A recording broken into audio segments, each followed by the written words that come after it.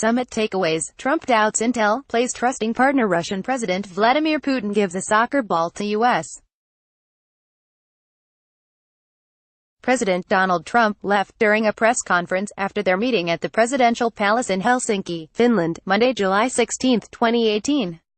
AP photo, Alexander Zemlyanichenko, Washington, AP. President Donald Trump's first summit with Russia's Vladimir Putin left a wake of confusion and outrage in the U.S.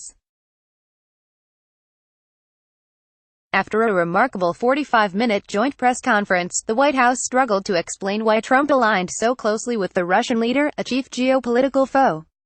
Several prominent Republicans expressed disappointment with the president's performance.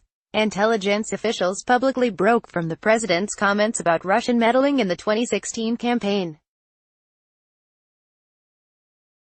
The aftermath was a reminder of Trump's singular, political positioning.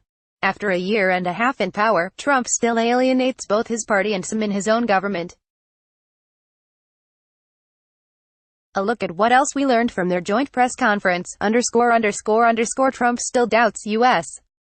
intelligence. Since the first intelligence assessment finding that Russia interfered in the 2016 campaign, Trump has zigzagged on whether he actually believes it. When pressed publicly, he says he accepts Russia's involvement but then later suggests he has doubts. The indictment Friday of 12 Russian officials on charges of hacking and other related crimes does not appear to have changed his mind. "I don't see any reason why Russia would interfere in the election," Trump added, while then claiming he maintains confidence in the intelligence community. "I have confidence in both parties," he said of Putin and U.S. intelligence. Trump's comments Monday offered insight into why he's so reluctant to acknowledge Moscow's role. Asked about the finding, Trump quickly slipped into a defense of his legitimacy, calling his bid a clean campaign. For the president, it seems any conversation about foreign meddling is an attack on his claim to the office.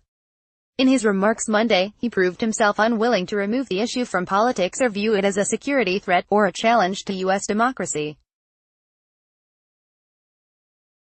Putin admits the obvious. The Russian leader confirmed international suspicions and the assessments of the U.S. intelligence community that he was rooting for Trump over Hillary Clinton during the 2016 U.S. presidential election. "Yes, I did," Putin said, when asked if he wanted Trump to win. "Yes, I did. Because he talked about bringing the U.S.-Russia relationship back to normal." After all, there was little love lost between Putin and Trump's opponent, former Secretary of State Clinton, who had grown increasingly critical of his government's actions in Ukraine and Syria. Russia has used election meddling before to undermine public confidence in democratically elected governments. Even if Putin didn't specifically order meddling to benefit Trump in 2016, U.S. officials say Russia tried to undermine Americans' faith in their government. Putin appeared to poke at the sensitive subject Monday when he responded to a question about meddling by asking, "Do you believe United States is a democracy?" Putin played statesman, Trump played trusting friend. Putin was in the driver's seat during the news conference, speaking first and easily parrying with reporters. Trump, whose opening remarks were delivered from notes, appeared uncomfortable at some points and defensive at others. The leaders' news conference was overshadowed by talk of 2016 and Russia interference, and as Trump remained focused on pushing back on questions about his election, the rest of the bilateral relationship was left to Putin to explain. Trump did not criticize Russia's support for Syrian leader Bashar Assad, whom the U.S. has called on to step down. Instead, Trump said the pair was committed to Israel's security and maintained that the U.S. and Russian militaries do get along. Regarding Iran, Putin chastised the U.S. president for weakening the Iran nuclear deal. Trump did not communicate the U.S. opposition to Russia's annexation of Crimea, leaving it to Putin to note when asked the U.S.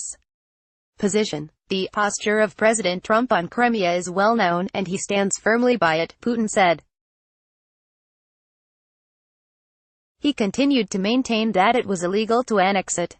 Putin, of course, disagrees.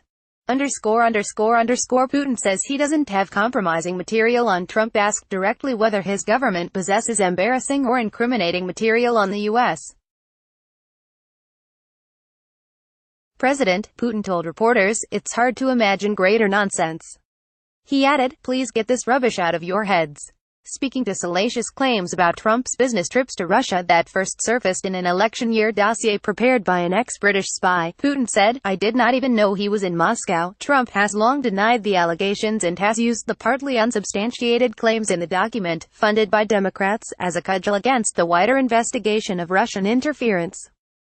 The gift. Still in the afterglow of hosting the World Cup, Putin pulled out a red and white soccer ball and tossed it at Trump, whose country will co-host the 2026 tournament.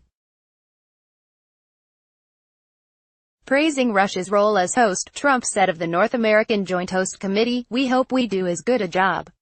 Trump said he'd give the ball to his 12-year-old son Barron, a soccer fan for whom he installed a soccer net at the White House. Then the U.S. president tossed the ball to his wife, Melania, sitting in the front row.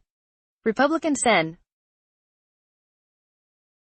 Lindsey Graham of South Carolina, an outspoken Putin critic who has an on-again, off-again relationship with Trump, tweeted, "If it were me, I'd check the soccer ball for listening devices and never allow it in the White House." The Trump-Putin meeting news hub is active on the AP News site and the mobile app. It showcases app's overall coverage of the event.